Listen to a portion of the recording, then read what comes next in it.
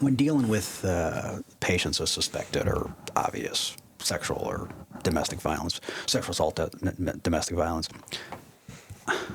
what should we say? What shouldn't we say? Obviously, we've offer the extent, offer the help, right? Safe spot. Is there anything we probably shouldn't say to them? Well, I think it's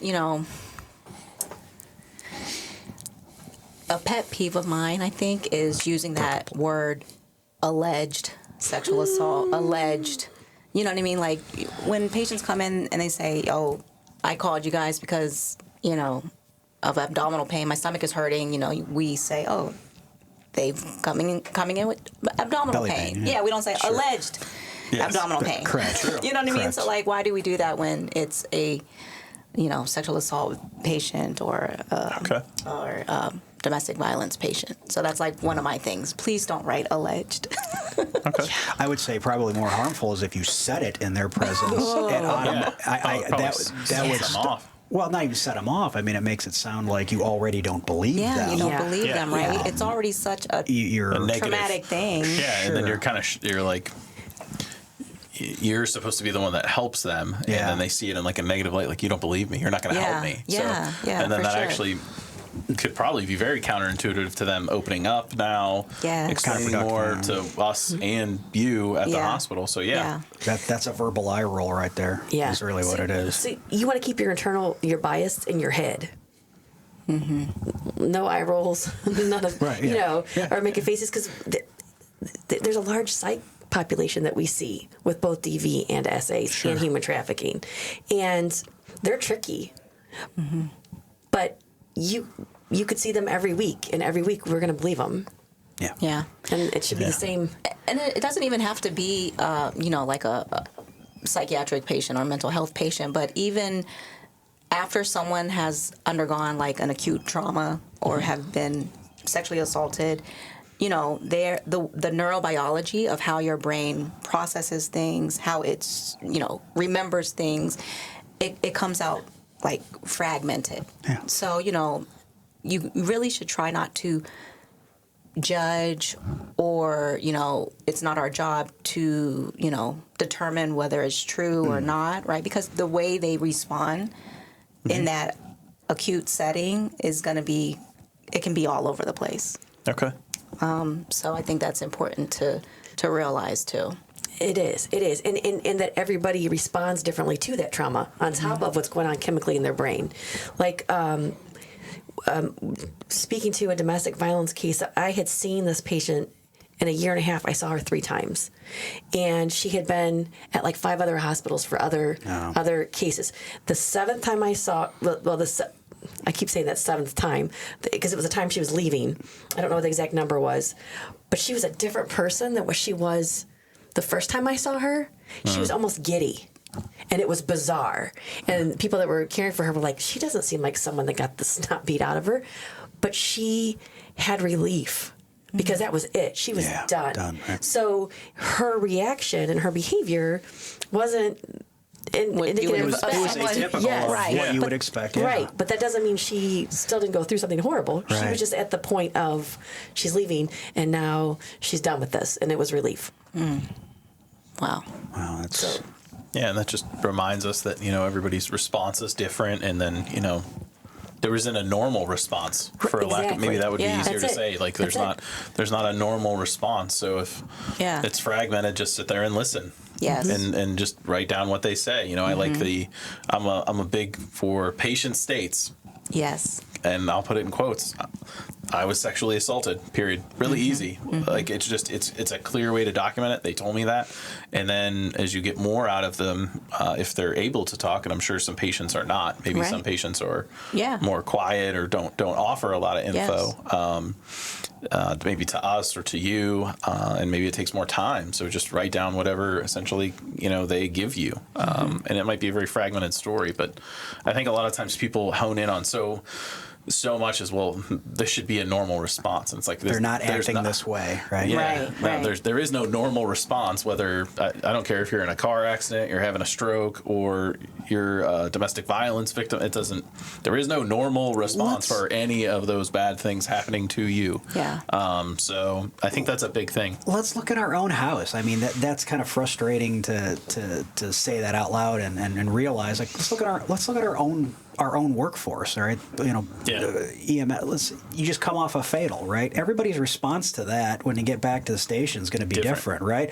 There might be some that are laughing and joking, dark humor. There might be. Yeah. It's gonna run this whole, and we see that in the patient population. Why are we discrediting it in them? But yet we in our own house have this this varied response, and we've seen that. And ourselves, I mean, certainly there's cases that have, struck me more than others. And, for sure. And you see that in your workforce. I see that in my workforce for sure. But yeah, that absolutely. There's not a one side. There's not a right or a wrong. Right. There's no right or wrong in the human response. At all. Yeah. That's it. That's a great point. It's a great point. But it's okay to kind of expand on that. Like, it's okay to be, for lack of a better word, be direct, and just ask not rude, but just ask a direct question. Yes. Were you choked, or were you sexually assaulted, or just be direct with the questions. I think would probably be our best approach. Then is that what you guys see? Yes, Definitely. I think so.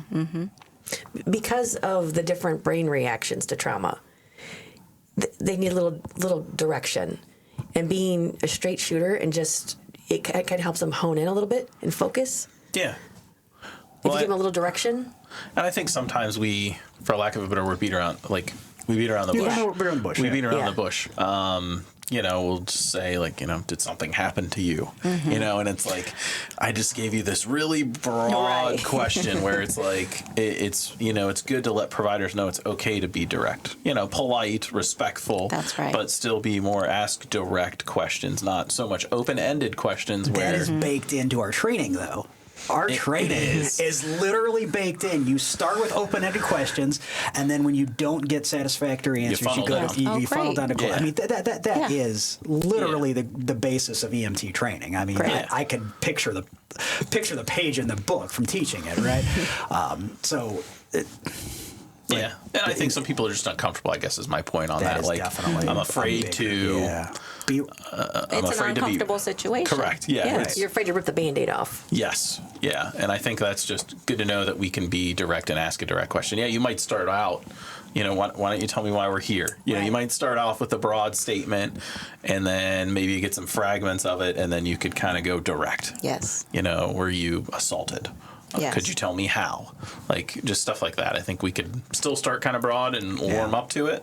Obviously, don't just open with that question. Yeah, I mean, my trick is if I'm starting to hone down to get to close-ended questions, I'll offer 2 or 3, have any of these couple of things happen, rather than just like, look, I clearly know you were choked, or I clearly know that you were beaten, or rather than just making it blatantly obvious that I'm fishing for that piece of information, I might ask a broad, hey, things in that realm, including that, to see if they bite on it. And then if you have to drill down, you're like, okay, look, I just need to know if, again, it's an intermediary step between the open-ended and closed-ended. And it's kind of, I've kind of had some success with that middle road of, here's a menu of options. Do any of these fit, right?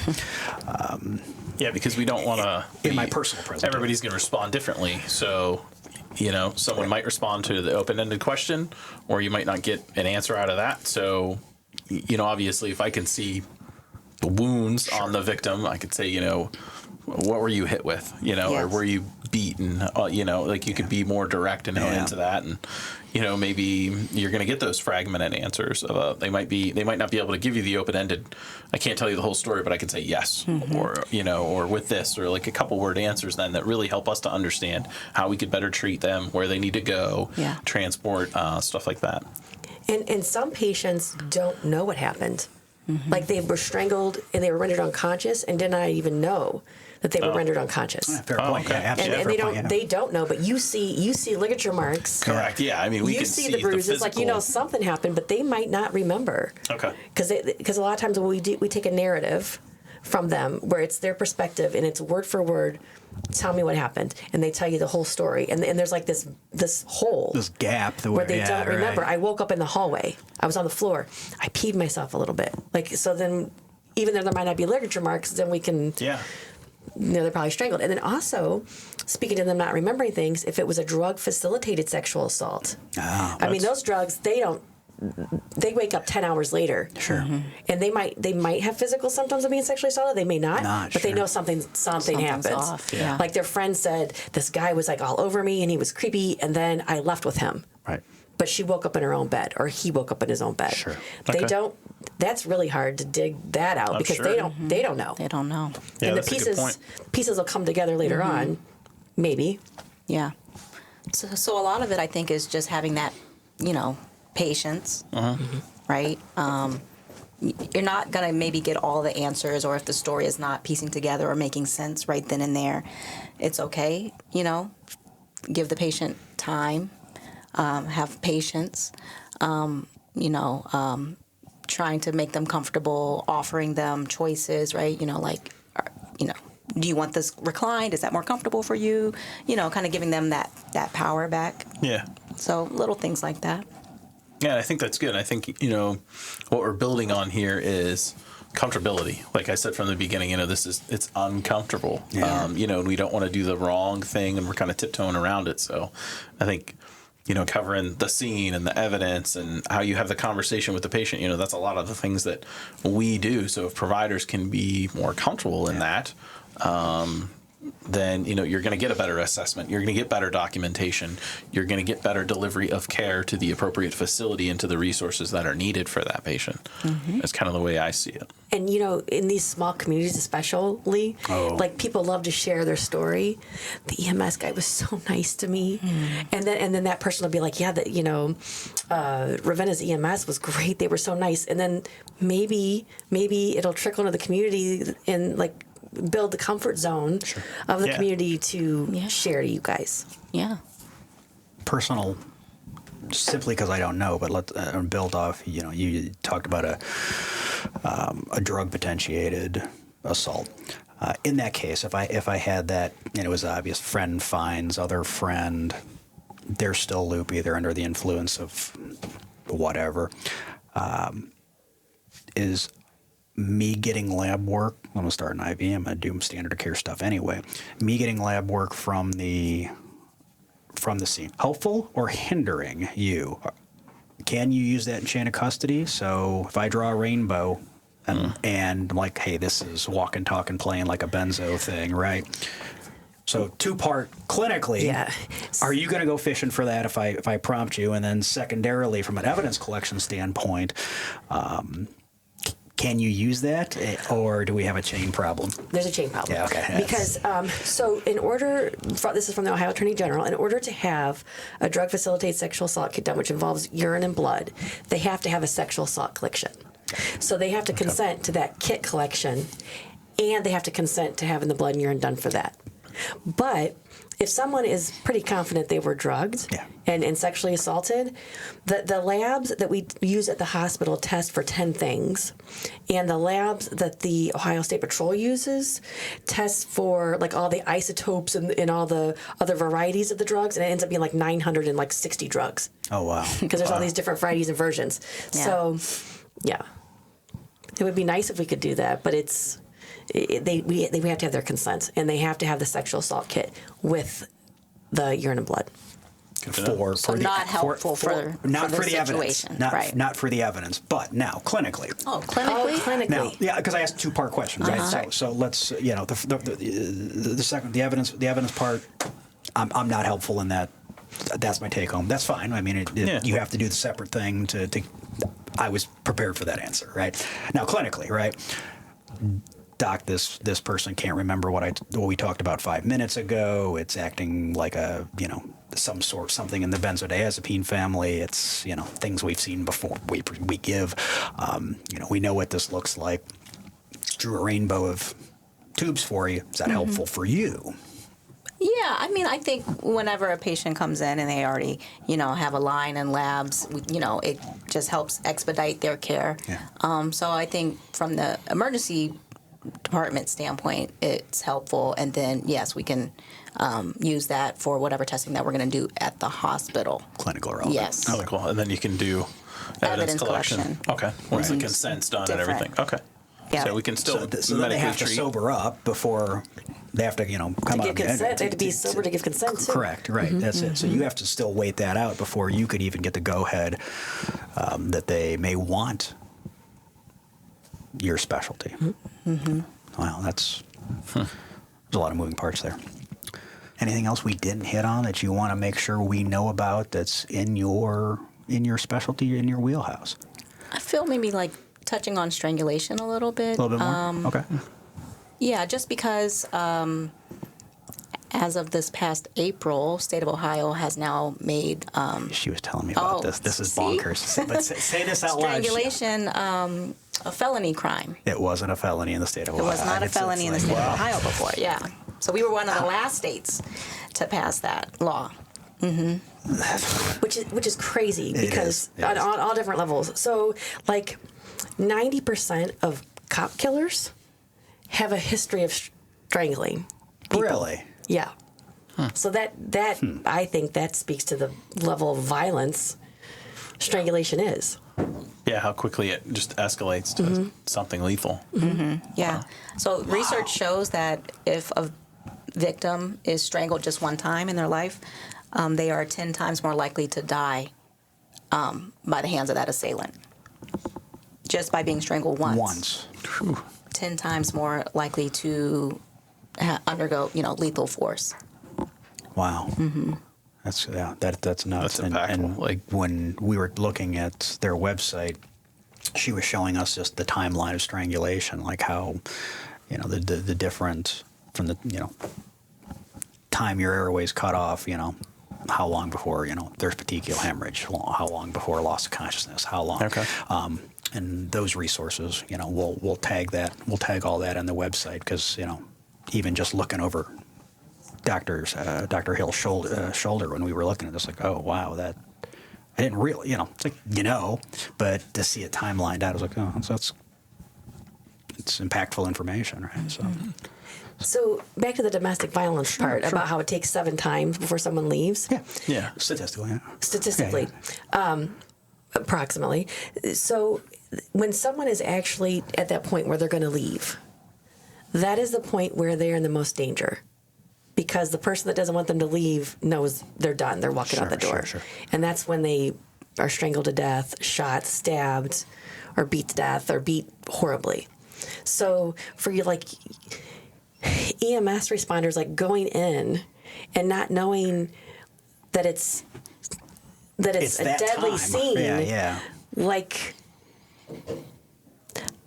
unless someone says, like, he's actively beating me, police wouldn't come, right?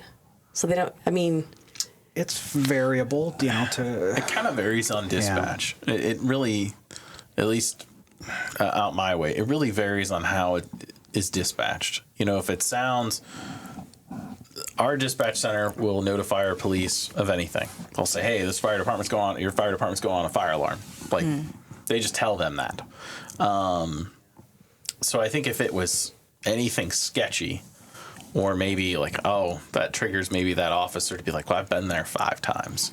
But unless it's like a psych patient, some violence, that's obviously an automatic trigger that they're going to come with us. EMS is probably most likely going to stage until the scene is safe, then we go in.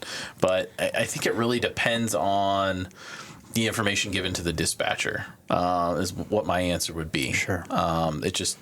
It really banks on that. I think if it sounds sketchy, they might say, hey, your squad's going here. Up, yeah.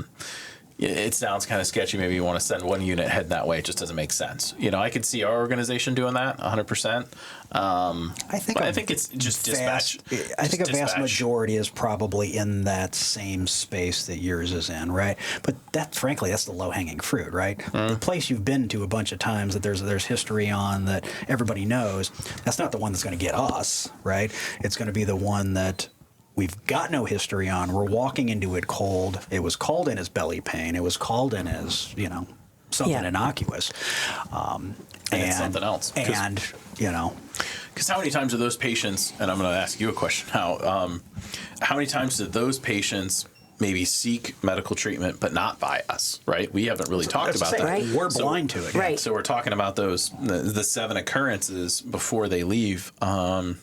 Maybe we haven't been there for the first 6. Maybe it was by like private car or friend, or maybe you guys could shed some light on that. Maybe they just moved to your town. Yeah. Yeah, that's true. Right. I mean, yeah, We've got no local history on them. True. That does. I mean, that does happen. But like, maybe do a lot of these patients come in by car? Not to like sidetrack your question, No. but that just kind of popped into my brain too.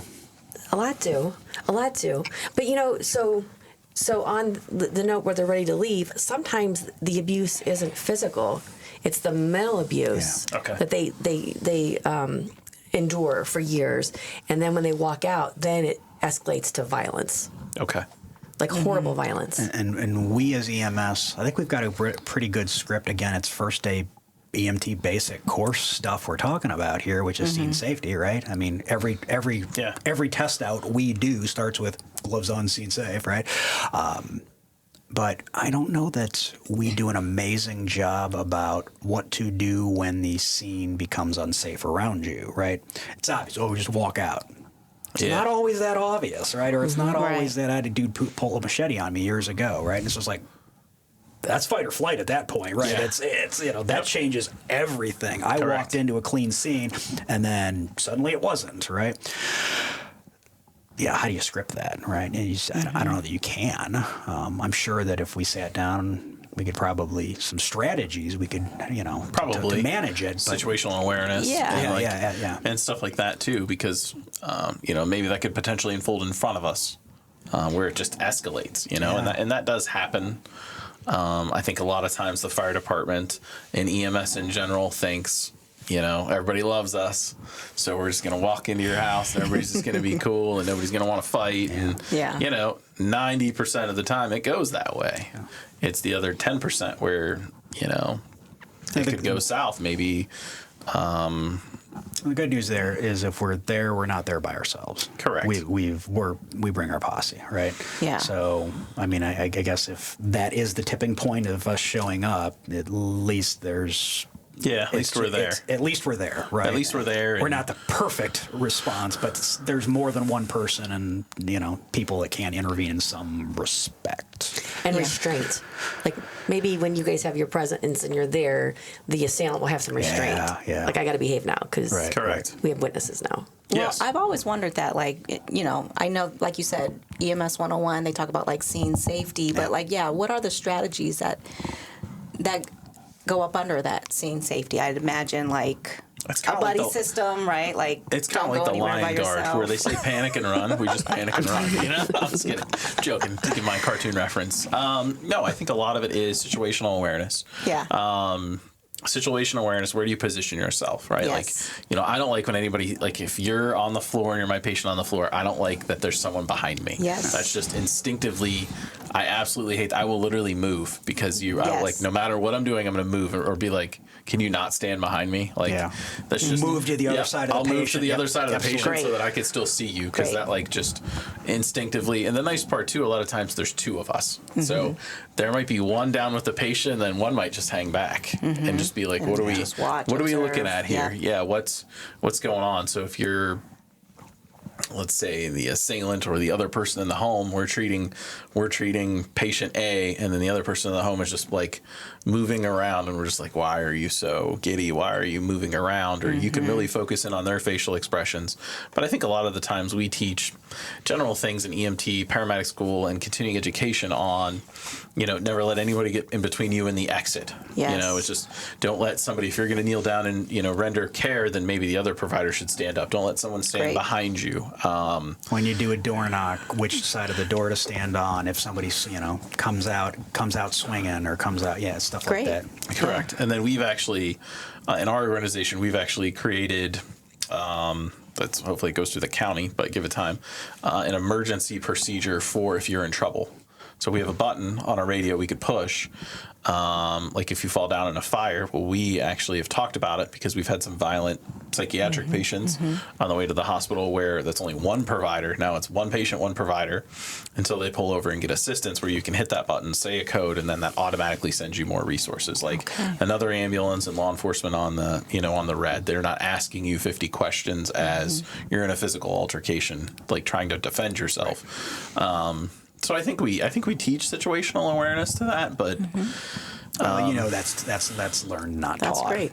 I mean, it's just I think a lot of it is still kind of like you said, or maybe you did talk about, I have to be on my best behavior. They're here now. I have an audience, and I think the majority of the time people are that way when we come into their home. But yeah, we have the kind of the spidey sense, for lack of a better word, like this is sketchy. Yeah. This doesn't make sense. Your story doesn't make sense, or they'll describe it and you're like, no, it doesn't fit the mold. But those are just some of the simple things that we do. And sometimes you do have to bail, in the machete case, it's fight or flight. So if you can't get out of the room, then you're going to have to defend yourself. If not, then you're going to try to get out of the room and run away, for lack of a better word. Right. All Did right. that answer your Great. question, Kevin? Yeah, Sorry. that's perfect. I love all Panic those and run. things. Panic Yeah. and run. Try to throw a little humor in there. Sorry. Yeah. I love all those things. And this made me think of what Jen said, like not all abuse is physical, right? Yeah. But what it comes down to is like that power and control, right? So it could be emotional, it could be financial, it could be spiritual or, religious somehow. So just want to put that out there, that it's not always like visible physical injuries that you're going to see. Yeah. Yeah, and I think we talk a lot about that just because it's things we could see. Right. But no, you have a great point on, it could just be redundant verbal abuse to that person, and that tears their mental health down where they're not okay. And that might be hard for us to pick up on an assessment and get out of a patient as to what's wrong with them. Right. Well, we have a special gift for you, since he's the keeper. He's looking at me like, you gotta. Hey, this is your job, right? So, as a token of our appreciation, Very nice. Thank you. all of our guests get the official minted pre-hospital paradigm podcast, University Hospitals Thank you. That's challenge beautiful. coin. So beautiful. Thank you guys. No, Thank thank you you both. so much. Yeah. Thank you for helping the pre-hospital audience and us with our care and getting it right for the patients. So thank you so much, and we'll see you back for the live here at the when this airs at the end of the month. So Thank you for having Yes. us. thank you, ladies. Thank you Yeah, very really much. nice. Great. Great day. Thank you. Thank you.